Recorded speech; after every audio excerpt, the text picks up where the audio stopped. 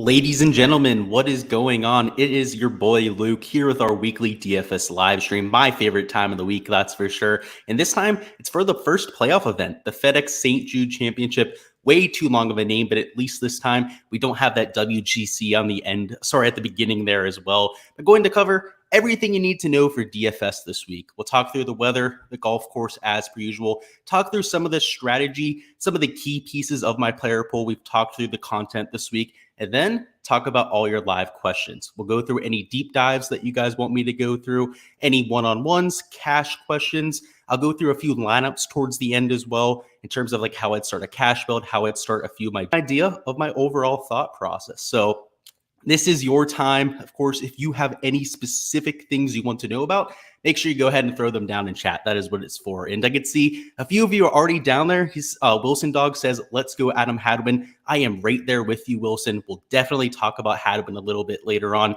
I have the Valspar Championship as one of my top comps, and he's a winner around that venue and has had a lot of success there. So I certainly agree with you. Jeff Oswald says Cam Smith would be a huge loss for the PGA Tour. I agree, and I think Cam Young might be going with him. So a few names to keep an eye on from that front. Antoine Banks is down there. Nice to see you. We got Gary Kerr down there too. And Jack Fisher says, if Lick takes the likes of Cam Smith, Hideki, Cantlay, and Cam Young, then nobody will be able to ignore it. I agree. I think that at least the first three on that list, maybe 2 out of the 3 might go. I'm not so sure about Cantlay.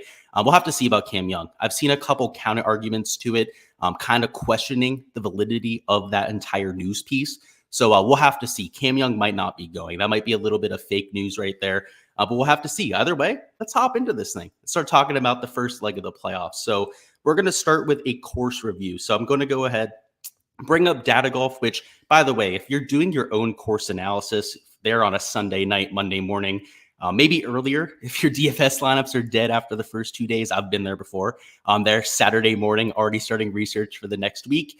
You want to start with Data Golf. It is by far the best source to look at last year's data because they're not only going to give you a lot of the stats like GAR, driving accuracy percentage, all that sort of fun stuff, but you're also going to get a lot of correlation data here. You're going to see all the approach shot distributions and, of course, a lot of the shots gained metrics. It really brings it all together for you. But a few things we want to focus on here is a lot of these stats here reflect a slightly firmer and faster golf course than what we're going to see this year. Before the last 9 days, and I actually got corrected on this during my course breakdown video, the 9 days before my course breakdown came out, and that was there on Sunday, they had gone over 6 inches of rain. So that, June and July, the GCSA put out a report saying they were in a severe drought. That's what a lot of people are seeing around the industry that are saying it's going to play firm and fast, myself included, I have to say. But looking at the weather the week before that, it was extremely rainy. Yesterday, they had to dig an entire groundskeeping queue out there and fix all of the bunkers. It rained that much in the area. They're going to get a little bit more rain tonight. They could potentially get even more rain tomorrow evening.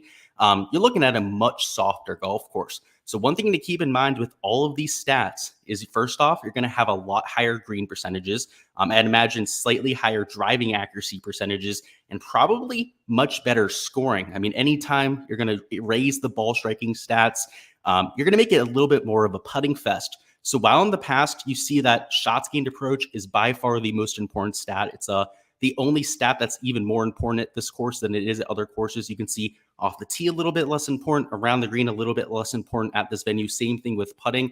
I think you might see a little bit more importance on the putting this time around.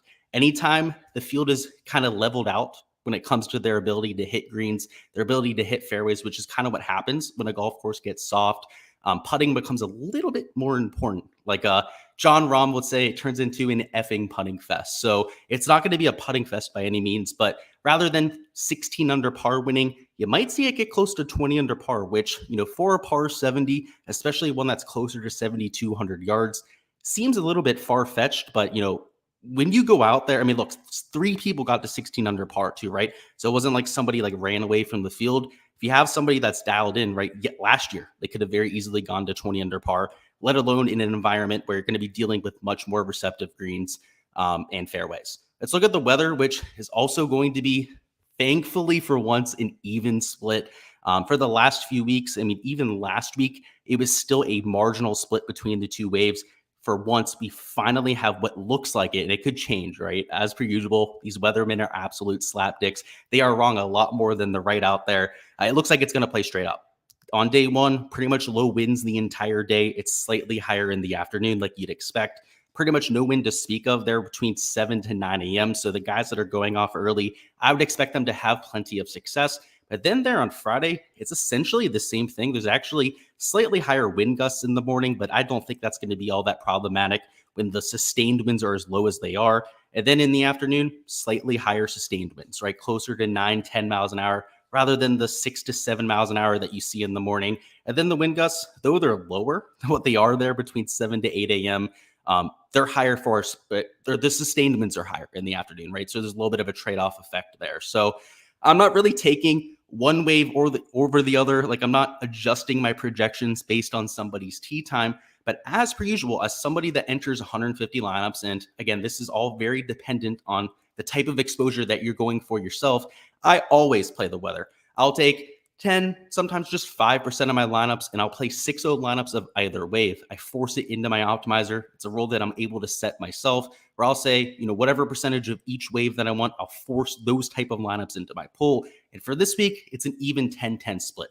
I'm taking 10% of my lineups, playing 6-0 of one wave, taking 10% of lineups and playing, 6-0 of the other wave. And with the 80% of my lineups, I'm just doing whatever I need to. I know by default, I'm probably even going to get some 6-0s of either wave just by chance when it comes to building those other 80% of my lineups.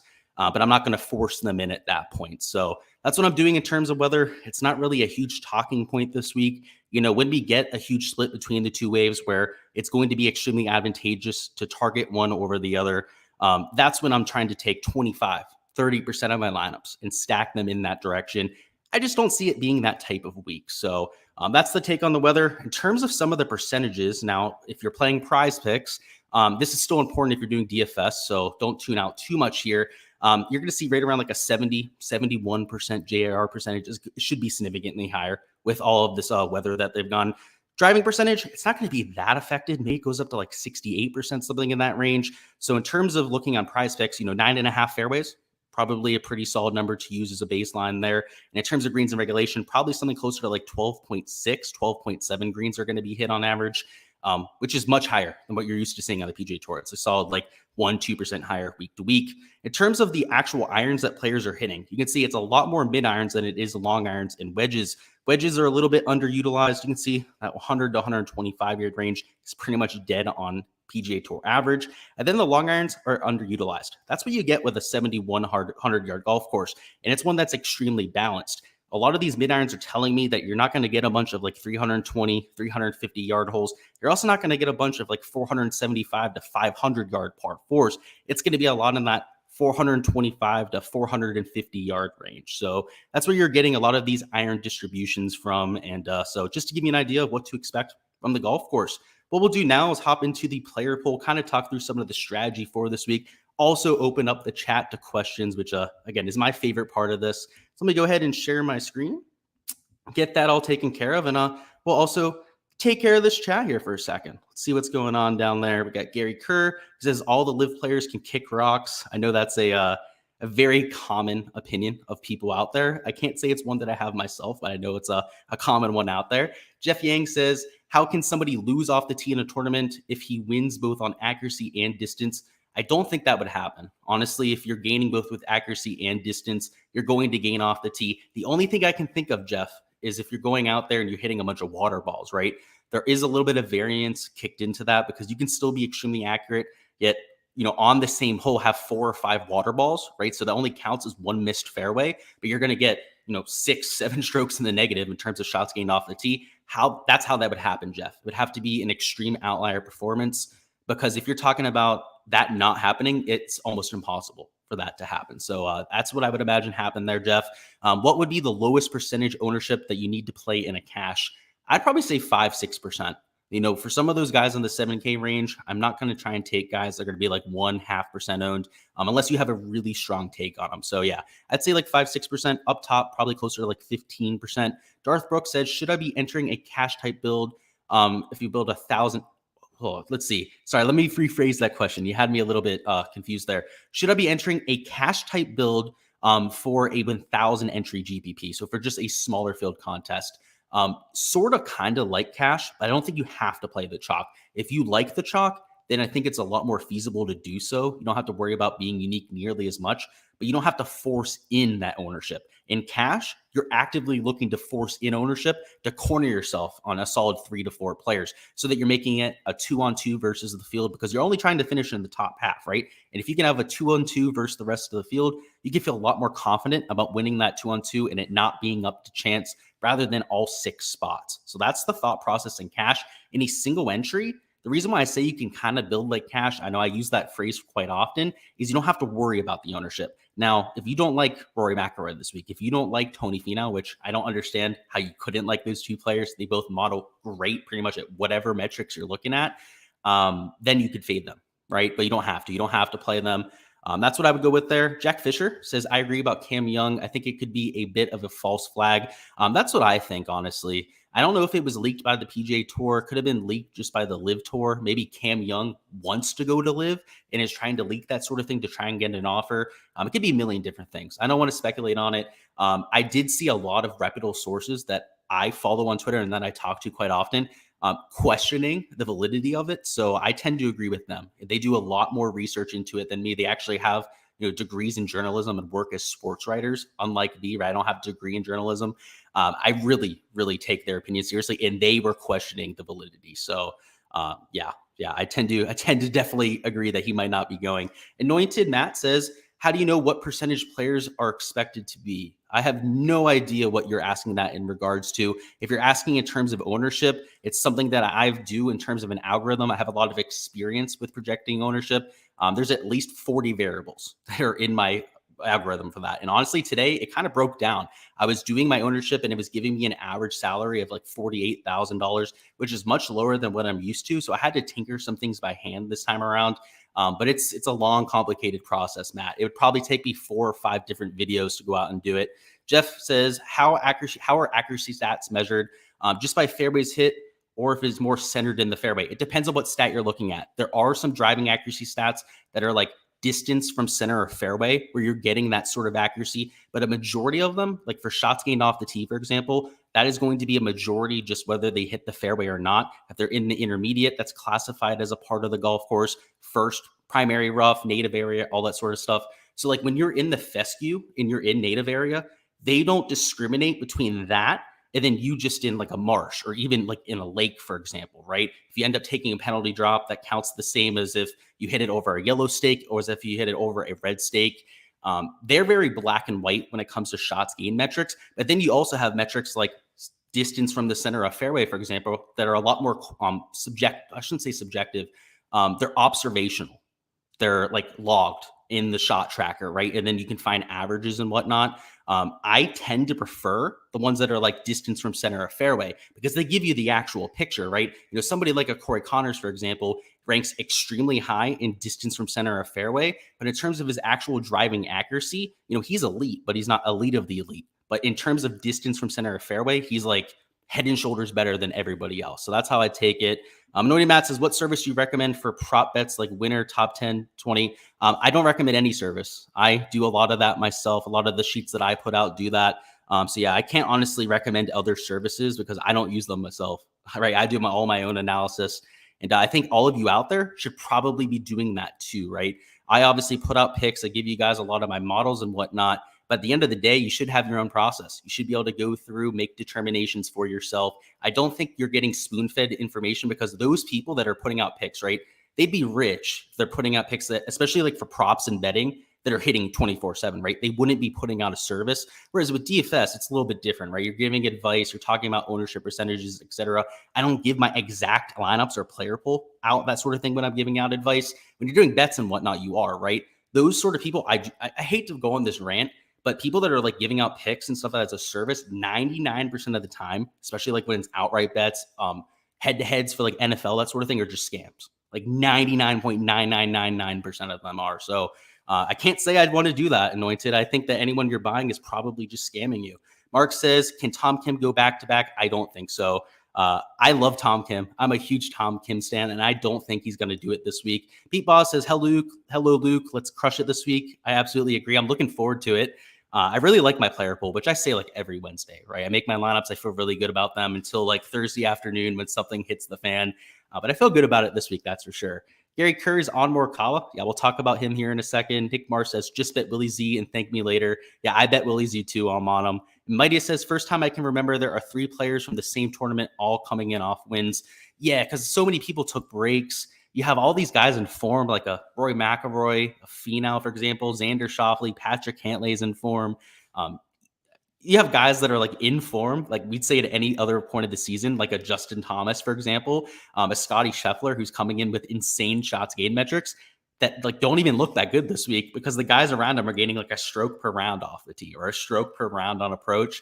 Yeah, it's one of those weeks, Mightiest, where everyone looks like a great play up top. Yeah, we'll talk through it here in a second. And Noided says, I'm talking about betting platforms to bet with. Gotcha. For betting, I like Prize Picks. So if you're looking for actually something to bet on, I like Prize Picks, but you were talking like top 10s, top 5s. A lot of the major like websites, like a DraftKings, right? FanDuel, if you have access to those, I recommend them because they're the most regulated. They're sites that are easy to put money in, take money out. You might not get the best odds, but if you're using them, shopping your odds, making sure they're not completely screwing you on lines, I think they're the go-tos, but always more is better. You should have access to as many books as humanly possible, to shop as many lines as you can, and to take advantage of the best value that's out there. Now, to be able to shop them, Odds Checker is a great site to do so. So that's where I would start with a lot of that. Go to Odds Checker. They'll give you the best odds for pretty much every sport. You do for NBA, golf, all that sort of fun stuff. You can bring up outrights and it'll show you the odds for all the big bucks across the board. And then you can kind of pick and choose from there. So that's the best way to do that. So if that's your question, that's a much better question. Yeah, that's the best way to do that. That's what I would do. If I was in a legal state, I'm not. So I have to be a little bit more creative about what I do. That's what I would do. I'd go to Odds Checker and I'd go that direction. Let's talk through this up top. So we'll talk through pretty much everybody I've talked through this week, give you guys a refresher. But more importantly, we're going to talk about it holistically, kind of from like a top head, overhead fashion, give you guys an idea of the strategy or the thought behind the thought process up top. So you're only going to be able to play so many guys. And I kind of went on this rant during my fades and sleepers where, people out there are just scared. They frankly don't have the stones to go out there and tell you who not to play. And just because I'm not playing somebody, guys, doesn't mean you also don't have to play them, right? I'm just giving you my 2 cents on them. There's a reason why Rory McIlroy is going to be the most chalky play this week. There's also a reason why he's not on my player pool. That's exactly it. He's the most chalky play this week, right? I don't necessarily like that. I never like playing chalk, right? Particularly when he can't putt on Bermuda grass, right? And maybe that's just me fishing for a reason not to play Rory McIlroy. You're going to have to do that, though. You're going to have to take 3 or 4 of these guys above 10 grand and play them in 0% of your lineups. Because if you try to play 5, 6 of the guys here above $10,000, you're going to have 0 leverage to the field, and you're going to be paying the rake this week unless you hit the absolute nuts with your 8 and 7K plays. And to do that, you're going to have to really condense your player pool and get an insane amount of leverage, right? To hopefully hit the nuts with one of those spots. That is not what you want to be doing this week, right? So what I need you to do, everyone out there, right? Doesn't have to be the same guys that I'm playing, right? Is pick your 3 guys. Pick 3 of them above 10 grand that you're going to play this week and run with them. Play them in like 35, 40% of your lineups. That's what I'm doing this week. We're going to talk about who those 3 guys are that I am playing. But again, like I mentioned, they don't have to be the same 3 guys. Okay, play who the hell you want. It's a great field. You're talking about a major championship type of field out here. You can't go wrong above 10 grand. Let's talk about Scotty Scheffler. Reason why I like him here is this is an approach first golf course. A lot of people are laying them off the tee with irons. So obviously it kind of adds a little bit of a extra weighting there. But more than anything, with these tiny greens of 4,300 square foot, it's all about target practice. And Scotty Scheffler, for as much as he gains off the tee, he gains even more on approach. So that's really why I'm getting to him. He's a little bit more reliable on approach than somebody like a Rory. He's more reliable than a Xander Schauffele. Now, the recent form metrics don't necessarily bear that out. So that's why those 2 players are getting a little bit more. Actually, they do. I lied. He's still gaining the most of shots gained approach there. You love to see that, right? You love when you're wrong and it backs up your narrative. He's still the best approach player in the 10K range, right? I thought I was going to be wrong there. I'm not. He backs me up. This Scotty Scheffler, he's a world number 1 for a damn reason. It's because he's the best approach player in the world. That's why. And obviously, the reason why I like him more than Rory is he can putt on Bermuda grass. He's shown us that ability. He's gaining close to 2/3 of a stroke per round. In fact, he's gaining 1.3 shots more per round than Rory McIlroy on the surface, right? If you're going to spot me 1.3 shots per round, nearly, what is it, over 5 shots over the entire event in terms of putting. Like, yeah, right. And that's a baseline, right? I mean, let alone if he goes out there and has a really good week putting on Bermuda. Obviously, Rory could do that too, right? There's that counter argument. But if you're talking from a baseline perspective, 1.3 shots means a whole damn lot, particularly when the ball striking numbers aren't all that much different, right? You're talking about better approach numbers for Scotty. Also, right around a 0.3 shot difference between the off the tee play. Okay, whatever, right? The putting's going to come around, right? And the reason why of late Rory's been going off is he's been on bent. He loves bent grass. He loves that bent POA mix. Scotty Scheffler fucking hates it. He's losing strokes putting over that stretch, right? It's about to come tumbling down in the opposite direction. And that's why I'm making that pivot. Now, if you don't give a shit about putting splits, and there's people out there that don't give a shit about them, first I'll tell you that you're just wrong. I've run a lot of analysis on it. It's paid me off hugely in the long run. Look at Tom Hoge a few weeks ago. It's the main reason we played him at the 3M. Oh, he went off there. Thank you, Nick, by the way, for that pick, or at least giving me the getting me started with that pick there. It pays off in the long run. So that's what I'm doing up there up top. Again, if you think they're all phony, go ahead and play Rory this week. Maybe he wins, right? He's had a great track record around here. He's certainly more than capable of doing so. Cammy Smith.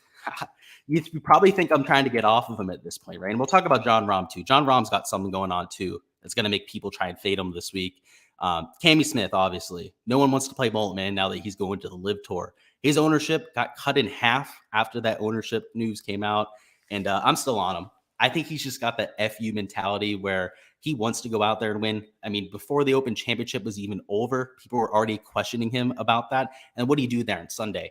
Was the absolute nuts, stone cold killer there on Sunday. Absolutely went out there and closed the golf tournament out. All right, let me get some water here. So that noise, it didn't seem to affect him all that much that time. I don't think it's going to affect him too much here. And I can't get over the course fit. I mean, he won at TPC Sawgrass. That's one of my comp courses. He loves himself Bermuda grass. He's the best Bermuda grass putter in the field of anybody not named Ju Young Kim. And overall, he's been decent with the shots gained metrics. Like, he's not immaculate, right? But he's still gaining across all 4 categories. The one category where he's really not getting it done is off the tee. And off the tee is the one stat I don't care about all that much this week.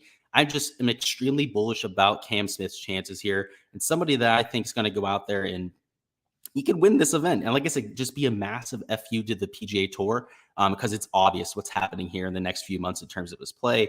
We'll talk about the Patrick can't play thing. I mean, the guy can't putt on Bermuda. And you're talking about like a putting dependent player who's gaining over a stroke per round on the greens right now. It's the same story as Rory McIlroy. Right? He's going to see some regression this week. Now, is he still capable of gaining 5-6 strokes to the field with the putter? Yes, but it's a whole lot less likely on this surface. So he's going to be a fade for me. And Justin Thomas, I really thought he might be a little bit lower owned. And let's talk about why, because he should be. And I'm not going to be fading Justin Thomas. We're right. 53rd place finish, missed cut, 37th at the U.S. Open. I get the course history is there. I get the shots gained metrics are still there for Justin Thomas. Like, why is everyone still okay with that? Like, I thought people would be scared off of that. And sincerely, it's kind of pissing me off at this point that people are, getting a little bit smarter with PGA DFS, understanding that players are going to go on bad runs. And when you get them on a course that they're familiar on, a lot of times they're, pretty bound to bounce back. I mean, i.e. Tom Hoge a few weeks ago, right? So I'm still on JT. I'm just annoyed that so many people are getting to him. So I'll still have him at $10,200, but I'm going to have to take a lot more of them in lineups than I wanted to start the week, just based on his ownership number. Let's talk about the Jon Rahm thing. So this came out about 30 minutes ago, actually about an hour ago at this point. It was 30 minutes before the stream went live. He had a kid 5 days ago. I don't think anybody knew about that. I think everyone knew it was coming soon, but he wasn't very public about it. On August 5th, he had his second child. Obviously, probably not practicing very much. I mean, even up into the lead up onto that, right? He's probably spending a lot of time at home with his wife. I don't love that. My first reaction was, oh no, now we got to fade Jon Rahm, but I'm not fading Jon Rahm. I am not taking my stance off of him there. I can guarantee you there will be people that do, because that went through my head. Like, the first thing that came to my mind was, oh wow, now I have to take him out of my lineups. And I'm sure people will pussy out. They're going to take him out of their lineups. They're not going to have the stones to stand behind the guy. The fact of the matter is, he was shit coming into the week. Like, he's been in at least shaky form, at least on approach, right? He's been in shaky form of late. So he hasn't been going out there and striping the ball, gaining just 0.29 shots gained approach per round. Fuck all if I care. He's a top 5 player in the world, right? And if you're going to give me like 10%, maybe 8% owned now, John Rahm, obviously JT is probably going to soak up some of that. I expect Matt Fitzpatrick to get a little bit of attention. Tony Finau is probably going to get a few extra percentage points in terms of ownership. Give me all the John Rahm. This guy is just more talented than almost everyone around him. I mean, in terms of talent level, he's the third best player in this field. He should be up there at like $10,600, but he's $10,000. And he's like half his owned. And especially if this whole narrative drives the ownership down even more, he could be less than half as owned as everyone else around him. And you really think he's half as likely to win this event? I don't care if he hasn't touched a golf club in the last 2 weeks. He can still win this event. Like people will like I used to be very, very much so guilty of this, right? Like overreacting to narratives before events. Like, Colin Morikawa, for example, before the Open Championship. Oh, I can't hit these irons right. Like I can't get through the ground correctly. Oh, let's fade him that week, right? I was a Dumbo who made that mistake. Like people overthink PGA DFS. It's if a guy's a good golfer and he's low owned, you play him, okay? It doesn't matter if he's like the worst course fit in human history. Now, if someone's going to be super chalky, like a Rory McIlroy, for example, then you can start to have those conversations, right? But when you're talking just from a pure upside standpoint, a single digit owned John Rahm, I mean, Cam Smith's going to be nearly single digit owned this week. Like, please bring them on, right? Because if I'm playing the 2 lowest owned guys in this range, I could play 4 guys above $10,000, right? I can play John Rahm, JT, Cam Smith, and Scotty Scheffler. But if I want to play somebody like Rory McIlroy rather than somebody like a John Rahm, well, not only do I probably have to exit out John Rahm, but I probably also have to take out a Justin Thomas. I have to take out 2 players because to get leverage on Rory, I have to play him in like half my lineups this week. Maybe not quite half, but pretty close to half your lineups to get that sort of leverage, which is why I'm trying to make these decisions. So I just wanted to talk through the thought process up top. It's obviously the most important range on the entire slate. And like I mentioned before, you don't have to play the guys that I am, right? But have a thought process for why you're fading the guys that you are, right? For example, if you wanted to fade Scotty Scheffler, it's the putting stats of late. He hasn't been putting it, right? So that's a clear reason you could fade him. That makes sense. Cam Smith, you could say he's dealing with mental issues, right? He's going to be stressed out this weekend. Maybe you want to fade him for that reason. I'm not. John Rahm's having a kid. You could say that you're fading him for that reason. You could say that you're fading Justin Thomas because the guy can't make a putt for his life either, at least historically, right? Like you can make a reason to fade everyone up here. I mean, I honestly think except for Xander, who I'm not going to tell you whether I'm playing or not this week. He's like the one guy who doesn't have a clear reason to fade him this week. Just pick the guys that you like up top, okay? I'm done with my spiel up top. You guys get the point. You know who I'm playing at this point. Go ahead and make your own decisions. Moving on to the 9K range now. So in the 9K range, at least to me, it's a little bit more straightforward. There are guys that I'm clearly on this week, and then there's going to be guys that I'm clearly running the other direction on. So we'll talk through the Tony Finau situation. It's the ownership for me on Tony Finau more than anything. It's me spiting him because I've faded him the last 2 times that he's won. Like I mentioned during the fades video, if that really tells you anything, you should probably play 100% this week. But I'm going to have 0% once again. He's putted pretty decently on Ben Poa for his career. That's where both of those wins were. Now he's on Bermuda grass.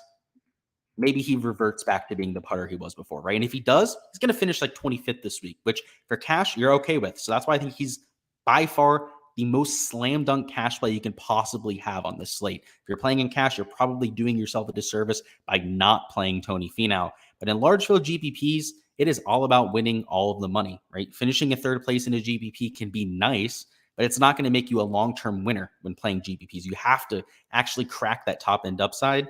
I think he might hold you back from that. So I'm not playing him this week. He might burn me. He's won 2 events in a row. I think that tells you everything you have to know, but I'm not going to be there. Somebody I am on at pretty much the same price there, also the same level of ownership, is Will Zalatoris. I mean, look at the difference between the putting, right? One of them is gaining on Bermuda. They're both pretty dog shit putters, but one of them's losing a 1/3 of a stroke per round, right? I'm going to take the guy that's gaining for his career. It's the same reason why I'm playing Scotty Scheffler and I'm not playing somebody like Rory McIlroy. That's what I'm going with this week. Again, you make your own decisions this week, but that's the narrative that I'm going with. At least I have reasons for why I'm playing the guys that I am, right? There's touts out there that just like pick guys. Like I'm playing Will Zalatoris this week. And you go, oh, why are you playing Willie Z this week? Oh, he hits the ball well. Like they can't give you like legitimate reasons. There's people that do that. This is the reason why I'm going with him, right? It's the putting splits. They're almost identical ball strikers. Jordan Spieth, Colin Morikawa, I love their upside. I don't think we have to harp on it all too much. They're winners. They have that ball striking upside. They can spike with the putter when we need them to. Now, Morikawa, you can see he's not the best putter on Bermuda this year. Same thing with Jordan Spieth. But you're getting what you're paying for, right? They're not 10K options. I am worried about the putting splits, that's for sure. I know I've actually been asked by that a few times. It's like, oh, why aren't you worried about their putting splits? I am, but I also know the type of upside that Jordan Spieth has with the putter, right? He's starting to gain of late. He's actually getting some quite solid momentum with the flat stick. And I call Morikawa like once a year. He's going to gain 7 strokes putting. And if you happen to catch that, you're going to catch a dub with Colin Morikawa. He's going to put himself in position enough to take advantage. Just somebody who in the 8K range is a must play. Like if you're going to give me an 8K Colin Morikawa, I'm going to play him every single time. No doubts about it, regardless of the form coming in. And especially considering it's a good course fit, right? That's the cherry on top at this point. You're not expecting to always catch this good of a course fit. Let's go ahead and catch up on the chat, see what's going on down there. And then we'll talk about this 7K range. Let's see what we've got. We got Nick Marsh. He says, I've been on a good run. Hopefully I didn't jinx it. Yeah, you talking about Willie Z there with your top pick. I like Willie Z this week too, man. I hate that everyone else does too. Like, I mean, me and you were talking about it earlier. Like, there's been like 50,000 people on Twitter talking about Willie Z here. Hopefully it's not a mush by the community. Anointed says Draftkings won't let you. I thought that being in Florida. Yeah, you can't do that in Florida. So a lot of it's like offshore books. So if you DM me, I can give you some information. Arthorn says, I'm playing 10 GPP lineups, thinking about 100% Cam Smith at 9% ownership. Is that a bad idea? I don't think it's a bad idea. It's an aggressive idea, though. I don't necessarily think you have to play 100%. It might make more sense to go 50% Cam Smith and then take 50% of your second favorite option. But if you're really sold on Cam Smith, I mean, he's the one guy that's sticking out to you. I don't want to talk you off of it because you're only playing 10 lineups, right? And you're in a GPP. You're playing against a significant amount of people, right? You got to be aggressive, but you don't have to. Maybe 50-50, maybe you go 100%. I don't enter your lineups for you, though. That's going to be up to you, boss. I don't think it's too outlandish, though. It's definitely makes sense because you're playing 10 lineups. Gary Kerr says, Cantlay and Scheffler are your favorite 10K guys. Okay. I'm definitely with you on Scheffler, not there in Cantlay. Wilson says, Brandon Wu thoughts. I think Brandon Wu maybe has ran into a little bit of luck. Went out there, had a hole out this week. He's made a bunch of like 40, 50 footers. I think he's a young up and coming prospect, but I don't think he's as good as the attention that he's getting. He's getting quite a bit of ownership. He's a solid like 2-3 times as owned as some of the peers in his range. So I'm not going to be there personally, Wilson, but he's been playing some solid golf. That's for sure. Mighty says, when you were talking JT, problem is there isn't enough quality content on strategy. The rest of YouTube is pure stat buckets from guys. Yeah, I mean, that's the thing with the guys up top, right? Like there's always strategy involved with taking these guys, right? There's going to be people that are just chalk and people are just like, oh, just fade them because they're chalk, right? It's a lot more nuanced than that. Like there's going to be pieces of chalk that hit. Like Ji Young Kim last week, I played 50% of. And if I just wanted to fade the chalk, like he wouldn't have been in my lineups, right? With Siwoo Kim, right? I wish I would have faded him last week because he was chalk, but I thought he was going to be that same type of play that went off, right? So I took that piece of chalk. I completely agree. I wish more people talked about the strategy. And going into the future, I think I'm going to try and like focus on it more. I'm going to be changing up the content schedule that I'm doing here on the channel. I'm going to do like different videos and they're going to be a lot more focused. Like I'm thinking of doing one on Wednesday. I'm calling the chalk report where I'm just going to go through ownership of like selective guys. Like we're not even going to talk whether I'm fading them or I'm playing them. I'm just going to tell the community like who's chalky and who's being overlooked. And then you can make your own decisions, right? But instead of just letting like 3 low-owned guys and 3 high-owned guys, like I do for my fades and sleepers, it's going to be for like a third of the slate. Like we're going to talk through a lot of ownership numbers, maybe not giving you exact numbers, but giving you like a general idea of where people are. I'm going to start doing a lot of that type of content just because I think first off, it's more niche. It's going to be a lot more useful data that people can watch, get an idea on ownership that maybe don't have access to ownership projections. I'm going to start focusing on that side a little bit more. So I'm glad, you're saying that type of thing, that you would enjoy that sort of strategy talk. Because that is definitely something that I'm looking to do in the future. And he also says, smash the like button as well. I couldn't agree anymore, guys. Let's pump up those like numbers. Let's get that algorithm pumping us out there a little bit more. Wilson says, yeah, I guess we have a new golfer in hands like John Rahm. Hey, yeah, maybe he will have hands like John Rahm. That'd be pretty cool. Gary says, had to take Cantlay because I thought he putted well on Bermuda grass. Yeah, he doesn't putt well on Bermuda. It's strange. He's a West Coast kid. I guess it makes sense. I shouldn't call it strange. these guys that grow up on the West Coast, like him, Homa, for example, they don't putt good on Bermuda because they grew up on different types of grass, right? Whereas, somebody like Justin Thomas, for example, who doesn't have the best Bermuda stats. He at least grew up on it. Like, he's damn used to it. That's for sure. Travis says Morikawa scares you. He should be scary, right? He's volatile. He's coming in without form, right? But he definitely has the upside. Sometimes you just got to put that aside, Travis. You got to be willing to take guys that make you a little bit uncomfortable, because every single week you see that one guy in the optimal lineup and you go, why the hell was that guy in the optimal? Who played that guy, right? Scott Piercy. Who the hell played that guy? I did. I played 8% that week. Do you think it made sense going into that week? Hell no, right? Tom Hoagie going into the 3M Open. He missed like 9 straight missed cuts. Do you think it made sense to play him that week? Probably not, right? Colin Morikawa could be that same guy this week. So I just, I would put that aside, Travis. Try and look at some of the upside for some of those players. When you're trying to take down a 100,000 entry contest, you got to take those guys that scare you. Sometimes it's a good thing that they scare you. Nick Mars says, is Neiman the best player that nobody talks about? Nah, there's other guys out there, but he's up there. I like Neiman. You obviously know whether I'm playing him or not, but yeah, I like Neiman. I think he's up there for sure. Mark says, who are the best Bermuda putters in the top half of the field? So I can tell you first and foremost that Cam Smith is up there. Scotty Scheffler is one of them. Let's see if there's anyone blacked out. I mean, obviously we talked about a lot of them that are brought up here. Sam Burns is up there. Billy Horschel's up there. Sunjay Im's a solid Bermuda grass putter. Ji-Young Kim, even though it's a tiny sample size, is pretty solid. Davis Riley is a good Bermuda grass putter. Keegan Bradley, comparatively, like compared to his other metrics on other surfaces, is a really solid Bermuda grass putter. Let's see. Sahith Theegala is pretty decent on it. Alex Noren's a really good Bermuda putter. Denny McCarthy obviously is. He's good on any surface, right? Gaining close to 3/4 of a shot per round. Those are the ones that stand out. But if you do have access to the spreadsheet, they're all on there. So you can't get all of those numbers. Wilson says, Cam Davis thoughts. I don't like his driving accuracy. So if we had less water on the golf course, I might be willing to get there. He's also not really a skilled Bermuda putter. So I'm off of him, honestly. Big Tech says no brace face. Yeah, I think you know whether I'm playing him or not. I'm not a big fan of Matt Fitzpatrick. It's got to be a really good course fit for me to play him. What's going on, Jimmy? Hopefully you're doing well. Jack says, thoughts on Davis Riley and Taylor Moore? I'm off of Taylor Moore. I know he's coming in with form, but he's just not that guy. He's being owned way higher than he should be, pretty close to double digits on a few ownership sites that I saw. Whereas, what's the other one? I like the other one a little bit more, Davis Riley. Yeah, I like Davis here. Now, I'm worried about the driving accuracy with Riley. He can definitely spray it a little bit off the tee, which is going to result in water balls around here. But he's a lot lower owned than Corey Connors, for example. Pretty much a little bit lower owned than Seamus Power. And he's coming off a really good week, like a solid finish. Like, he went out there and, what was it? Top 5, top 10. Well, he was top 5 at one point. I believe he ended up finishing top 15 by the end. That's good going into this type of event, going into the playoffs. Anointed says, with large field GPPs, what's your take on how people select lineups? Maybe 30% play players without analysis and 30% follow handicappers. It's a good question. Let me think about it here. Like, it's hard to give you an actual percentage, right? But I have to say, at least 70% of entries that you're going against are people that don't research. So I'd say good 30, maybe more. It's raising, right? Over time, more and more people are starting to do their own research, which is great. That's the way it should be.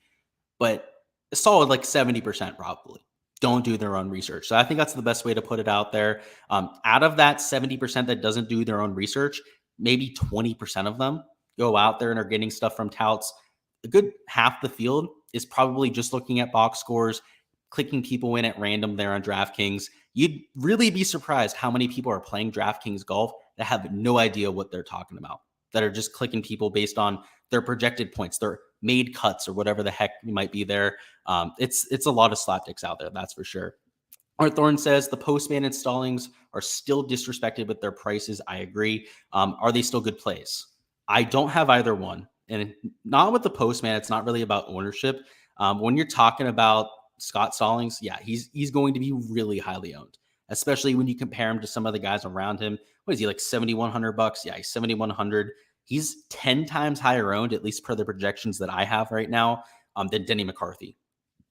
Like, do we think he's 10 times more likely to win or crack the top 10 than Denny McCarthy? I mean, obviously not, right? So For me, it's an ownership thing there, but I tend to agree with you. They are disrespected.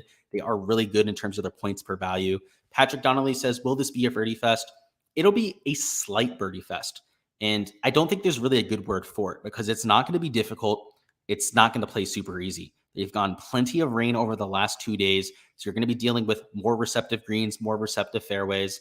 Going to see a lot better ball striking this year as a result. A little bit less around the green shots than what you see year to year, but it's not going to be 25 under par winner, right? It might be like 18 under par, something like 17 under par that ends up taking this home, but it's not going to be something like 5 to 10 under par that wins. So it's kind of an in-between there, Patrick, where it's not a birdie fest. It's not a hard golf course. Kind of your run-of-the-mill in terms of winning score. Gary Kerr says, thoughts on Lowry? I'm okay with it. His ball striking through the first 2 rounds wasn't all that bad.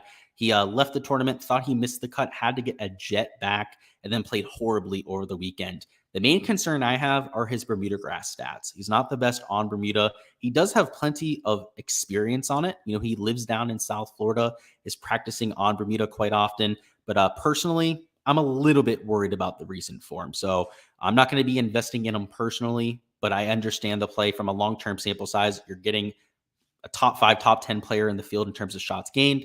Wilson says, Alex Noren thoughts. I have him as a value pick, so we'll talk about him in depth a little bit later when we get to the bottom of the 7K range because he is a value pick, but I love him. I love the recent form metrics. I think he's extremely underrated in terms of pedigree.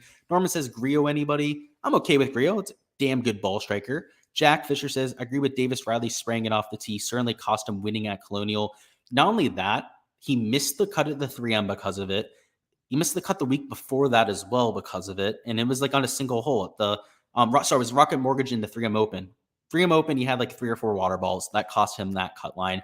And then at the Rocket Mortgage Classic, he had 2 water balls on the same hole on a par 5. Just unacceptable for Davis Riley. So yeah, I agree with you. I'm going to play him, but I am worried about it. That's for sure. Sway says, I always play Griot. Can't help yourself. That's your boy. Yeah, I'm okay with it. And he said, I actually like his fit this week though. It's the ball striking for me, right? It's all about shots gained approach. And that's the one thing you can count on for Grillo. So I agree with you there. He's a solid play, especially from a cash perspective. Like if you're looking for a 6K option, you know, down there at the bottom of the range, those type of guys are the people that I'm trying to play. Just really good approach players that might not be the best putters, but you just need them to make the cut. And when you only have 120 players and 65 to 75 are going to be making the cut, you have a much higher chance of doing so with the shots gained approach floor. Ruff says, how do you do calculated projected ownership? It's an algorithm that has about 40 different variables. I'd have to do it over like an hour or 2 video. I was answering this exact same question before, actually. We'll talk about it during a video at some point, but it's a long process that isn't very easy to explain, to be honest. Nick Marr says, Angry Gnome thoughts. He's got decent course history. Let's see. Let's give you an idea of what that looks like. That's the reason why I want to play him Aussie. 17th last year. It's pretty decent. There was no cut at these events, so 69th and 43rd is actually not very good in 2019 or 2020, but at least posted the top 20 last year. I mean, the shots gained last week, especially for the ball striking stats, were pretty decent. If you look at the last 24 measured rounds, it isn't nearly as attractive, but he's still gaining across all 4 categories, right? He's not elite like some of the guys around him, but I like him this week. He likes Bermuda grass too. He played well at the API, has won there before, played well there this year. So yeah, I like the Angry Gnome. He's always worth a little bit of attention. Deep Purple says everybody loves Stallings this week, not helping his ownership. Yeah, I don't want to give anything away, but I don't like his ownership at all. Wilson says, hey, Luke, what do you use for your golf data? So I get it from multiple different sources. So, you know, a lot of the different websites out there, you know, they'll specialize in the sort of data that they're providing. Some of them will do a lot of visualizations. Some of them will just, you know, be a little bit more efficient about giving raw data, whereas some of them will synthesize data, right? They'll take some of the stats that they're getting in terms of raw data and make their own quote unquote shots gained metrics, right? Like fairways gained, for example, is a stat that Fantasy National came up with, right? So it depends on what I'm looking for, dude. I use plenty of different sites. I have at least 7 or 8 different databases that I have access to. Gary says, thoughts on Wise? Wise likes a positional track. So I think you're on the right track there, Gary. He also likes Bermuda grass. The R Thorn says, do you do underdog drafts? Not very often, but I do them when I can. I have the app installed. I've played it like 3 or 4 times. Here for the FedEx Cup playoffs, they have an event for all 3 events. that sounds attractive to me. So if I can, I'll try and get in that tonight. And Sean says Kitayama is under the radar. Yeah, Sean, but you gotta shh. Let's not be too loud about that one, Sean. You know what I'm talking about with that. He's a good play. Look at the Honda Classic. That's all I'm going to say about Kitayama. Look at the Honda Classic. Look at PGA National. I'm with you there, Sean, but shh. Let's not talk about that one, all right? Let's talk about some of these guys in the AK. So I still like Sam Burns. I still like Colin Morikawa. Billy Ho. Billy Ho is actually really low owned. I thought he might get some attention here, which makes me like him even more. Really good course fit. Recent form has been good enough. Just needs to get the irons to come around. In the 7K range, Corey Connors is super chalky. In fact, he's not in my GPP pool. So you can see it says he's quote unquote in my GPP pool. That's only because he was a value pick this week. I'm playing him in a single entry this week, and I'm also playing him in cash. So it's not like he's out of my player pool. He's out of my exposure. I'm playing plenty of lineups with Corey Connors this week. I just can't eat like 17% ownership in the 7K range. That's outrageous. He's by far the highest owned guy in this range. I mean, he and Taylor Pendrith are way up there in terms of their ownership. And the difference between Pendrith and Corey Connors is at least Corey Connors is accurate off the tee, right? He's not going to kill himself with all those water hazards out there. Whereas Taylor Pendrith might go trunk slamming, be like 6 over par over the first round. That would not surprise me. Like, and I was the first one to get to Taylor Pendrith. Like before he was chalk at the 3M Open, like I was the first person that week to literally be like, this is Taylor Pendrith week, like bet him outright. I got him at 60-1 before his number moved, for example. I'm also going to be the first one to tell you that it's like the time to jump off of Taylor Pendrith. The guy he has a magnet in his golf ball when it comes to water. And what was it? It wasn't the 3M Open. It was the Rocket Mortgage where he went off, right? I'm talking about the wrong golf tournament here, I'm pretty sure. Yeah, I am. It was the Rocket Mortgage where he went off, where there's no water on property, right? That's why we played him there. If he was at the 3M Open, he would have been a damn fade because it's that same type of golf course with all that water. So good thing I caught myself there. Let's move on a little bit further. Chris Kirk, he loves himself a golf course with water on it. Just look at his Florida swing. The guy absolutely went off. He's pretty solid on Bermuda. He's a gainer on the surface as opposed to a loser on most other surfaces. And everything but the approach play of late has been absolutely clicking for him. So you can see here at $7,400, gaining off the tee, gaining around the green, gaining with the putter, but not gaining on approach. That seems like a problem, right? You'd think that would be a problem for most players in the field, except when you look at Chris Kirk historically, he's a great approach player. So I'm not worried about that. He's going to get that thing working at some point. We talked about Noren. I love him this week. He's a great Bermuda putter too. Denny McCarthy, same exact type of build, accurate off the tee. The numbers don't look all that good, especially because he missed the cut last time out. But it was a majority due to his off the tee play. He's still gaining in all the other 3 categories. And again, at this golf course, off the tee, I don't want to say it doesn't matter, but you're getting pretty close to that point. We'll talk about Johnny Vegas, and then we're going to talk about the 6K range in general. This will give you a good idea for the guys I'm trying to get to. Bermuda grass putter. You can see he loves Bermuda, right? That's Johnny Vegas for you. Loses on pretty much every other surface of late, has been absolute dog shit when it comes to his shots gain metrics. You can see losing close to 2/3 of a shot per round. But the X factor here is, first off, he's had success on short golf courses. So just look at his track record on courses less than 7,200 yards. This golf course, a little bit over 7,200 yards, was close enough, right? He's got the upside, right? Like he's got the putting we're looking for. He's a ball striking specialist. You know, if he just continues the ball strike it like he has, you know, gain maybe like a half a stroke per round in that category, and then gain that quarter of a stroke per round that he's getting with the Bermuda, he's not only going to make the cut, he's probably going to finish top 25. And at $6,600, you're getting close to enough to be semi-optimal, right? Especially for like a single entry or 2 to 3 max. And then when you factor in the fact that he can go off, like you see Johnny Vegas, he's a spike type of player. He's a boomer bust type of prospect.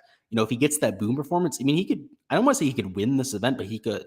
Like Johnny Vegas, that's still within his range of outcomes at this point of his career. He's not somebody that you could put winning past him. Like that, it's going to happen over the next few years. Johnny Vegas is going to win an event, and it's probably going to be at a golf course where you wouldn't expect it, because where he has his like top 5, top 10 finishes are at these short positional tracks, which kind of seems counterintuitive, right? He's a long bomber type of player, but for whatever reason, he tends to find success at those tracks.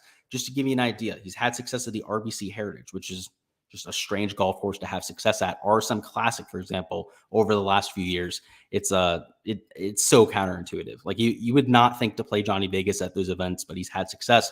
But in terms of the 6K range in general and what I'm doing here, it's all about upside. So Bermuda grass putting is something that's just an easy kind of cop-out way to differentiate between players. But even for somebody, just to give you an example here, like Mark Hubbard, right, who checks a lot of the boxes I'm looking for, he's like a top 10 machine. He's like a top 15 machine. So if you're playing at single entries or 2 to 3 maxes, I think that Mark Hubbard is a great option. But if you're looking to win the 50K this week, I don't know if you should be investing like 20% of your lineups into him or taking a huge stance on those type of players. On the flip side, though, right, when you're looking for somebody with immense upside, Gary Woodland kind of sticks out, right? As somebody who may be a little bit more volatile, much less safe, right? He's going to miss a lot more cuts than Mark Hubbard. So if you're looking for safety, run far and clear from Gary Woodland. But if you're looking for top 5 upside on Bermuda courses, he's done it this year, right? Look at the Florida stretch, API down there at Honda Classic at PGA National, 2 top 5 finishes, Bermuda grass tracks with a bunch of water on them. He's done it before, but also he misses plenty of cuts. He trunk slams. So it's kind of dependent on what you're looking for down here. And because I'm a 150 max player, I play on those large field GPPs. I'm siding with guys like Gary Woodland over Mark Hubbard a lot of the time. Just give you a few more examples. Tom Hoagie, right? A high upside play you can get to. If he's going to go out there and have a good week, he's going to finish in the top 5, top 10, or likely go out there and trunk slam. I'm okay with that. I'm not going to give you all my picks down here, but it's that same type of mindset. There are guys at the pure minimum that I am playing this week. Now, I'm not going to name anyone, but there's 2 guys at $6,000 that I'm playing. There's one guy at 6,100. There's 3 guys at 6,200 that I'm playing. There's so many names down here that are coming in with form. I mean, I'm not going to give away names here. They're all on my Patreon page. Right? I gotta get you to get over there somehow, right? I'm not going to give you names, but there's plenty of guys down here that are coming in with form. I mean, to make it to the playoffs, right, you got to be a good player to begin with, right? And a lot of these guys specifically played themselves into the FedEx Cup playoffs, right? So over the last 3 to 4 weeks, they're making cuts. They're posting top 10, top 25 finishes. They're doing the things that we'd be looking for in plays in the 6K range. And particularly when they're only like $6,100, right? Let's see, there's a solid, let's see how many players are $6,500 and cheaper. There's 45 players, so 41 players that are $6,500 and cheaper. And I'd say at least 20 of them are playable this week, at least 20 of them. Now, you're going to have to pick, maybe 6 or 7 that you like the most, but feel free to go ahead and spend down there, because if you're going to take guys at the bottom of the 6K range, you can spend up for an extra stud up top. It really does buy you a whole extra stud to go out there and take, and which is extremely valuable when your studs are Rory McIlroy, Scotty Scheffler, Xander, all these top 5 players in the world, right? They're all able to be taken this week. There's a lot more upside in getting to the 6K range, as opposed to when our guys up top are like Sungjae M, Will Zalatoris, or like the top 2 players in the field. Nothing against those 2, right? They're great players, right? But they're down here in the like 8 and 9K range, right? They're not $10,000, $11,000 on this slate, right? Which makes me a lot more willing to get down to the 6K range. So that's all I have for the strategy talk. What we're going to do now is finish up on questions and then hop on out of here. So let's go ahead and see what's going on there. We got Nick Marsh, who says he's going right back to HV3. I agree with you. James asked about Hoagie. So great timing with that. I like Hoagie and what we saw at the 3M Open. I do worry that he's probably due for a letdown. He's kind of that spike player who will go out there, have a solid week, and then go back to doing what he was before. But he showed us a lot of upside there around TPC Twin Cities. So I like him there a lot. I am playing him this week, I'll tell you that. Sway McThunder says, I've been getting into that underdog playoffs. Yeah, I think I'm going to enter like 5 or 6 lines over there. It looks like a lot of fun. Big Tech says, bro, the underdog drafts have people that aren't even in the FedEx Cup, and all the slapdicks are playing them. That's great to hear. That makes me want to play it even more. So like Fleetwood's in there, I'm assuming. Nate Lashley's probably still in the field. Hideki. That's absolute money. Hopefully we get into some drafts with some absolute drunk slapdicks. And Big Tech says, don't pull me and let you auto draft. Had to work in it, drafted Harris English. Oof. So yeah, you got caught by that. But I imagine a lot of other people are doing that too. And Michael with the last question says, on your Patreon page, are you going to do football this year? Great question. I am, and it's starting for next month. So I'm going to be putting together some draft sheets, which I'm going to give out for free for anybody that's a golf subscriber until September. And then when September starts, there will be a football page. I'll be doing prize pick stuff on there for football. I'll be doing showdown projections for football in main slate content for football for DraftKings. Now, in terms of content on the channel, I haven't decided yet, but for Patreon, those 3 things will be covered for sure. I'm thinking for the channel content, and it's just for like promoting myself and getting it out there, right? Because most of the value I'm giving will be on the Patreon side. It's probably going to be showdown content because that's what I got the most traction on when I did it last year. My channel was a lot smaller. I had like 200 subs when I was doing football content. So I didn't have a very big audience at that point, but I was getting a lot of hits on my showdown stuff. So I'm probably going to stick to that side. It's also what I enjoy. It's what I play the most as a football player. I love sticking to showdowns. I won 50 max for all of them. Usually it's the $15 GPP. I play, it's funny enough, right? Like I play a lot more money for showdowns, like 5 to 6 times more money for showdowns this week on football than I do for the main slate. Like the main slate's like kind of just like dick around money for me. I just play like 150 laps for fun. The showdown is like really what I harp on. So that's probably what it'll be. Great question there, Michael. And we'll do one more question because Wilson got it down there. He said your favorite long shots, favorite player. All right, I'll give you one guy down low. It's Nick Taylor. Nick Taylor at $6,000 makes a lot of sense. He gains on Bermuda grass. He's coming in with form, a good ball striker. I like myself some Nick Taylor with Wilson because he squeezed it out of me. I do like him down low there. But that's all I've got for the live stream, guys. Gonna hop on out of here before 8. I appreciate everybody that stopped by. Make sure you go ahead and smash that like button before you hop on out of here. Make sure you go ahead and subscribe to the channel if you haven't already. That way you don't miss any of the content in the future. We will try to do some showdown streams this week. I mean, last week, guys, I wanted to do showdown streams, trust me. But with all the rounds ending when they were, it just was a complete shit show. So this week, right, fingers crossed we don't get any of this weather out there, because if we can end rounds on time, we will have showdown content for you, also prize picks content. But make sure you're on the Patreon page just in case, because what we did for this week is we did live chats, right? I woke up right around 7 a.m. and I'm not somebody who wakes up that early. So I was doing it for the Patreon guys. I was making sure, grinding for you, waking up early. And I woke up, did a live stream, talked to the player pool, because a lot of the slate was changing in the morning, right? Obviously, especially for Sunday Showdown, we had to get all the scores, get the leaderboard, get an idea of what it looked like going into Sunday. So just in case, as an emergency, right, that's the best place to be to make sure you don't miss out on anything. But that's all I've got there. Wilson says, love the Ravens. Hey, I'm a Steelers fan, but we got some mutual respect there, unlike the Browns, right? If you were a Browns fan, Wilson, we'd have a problem, okay? We really would. I mean, we'd not be on likable terms at that point. But you're a Ravens fan. We're at least respectable, rivals, right? Like we're the big brother, little brother type of thing, right? Where, we wrestle. We don't necessarily like each other, right? But we respect each other, right? Wouldn't take any low balls. Browns, on the other hand, right? They're getting sucker punched across the face. I do not care. There's no respect there. Gary says, thank you. Thank you, Jeff. Great to have you guys. Jack Fisher says, Russell Henley's going under the radar. And nice to see you guys. And what's your screenshot name? It's Gsluke. Gsluke there. And he says, yeah, Henley's not on the radar. Yeah, I'm not so sure about that either. But again, I appreciate you guys. I'll catch you guys later.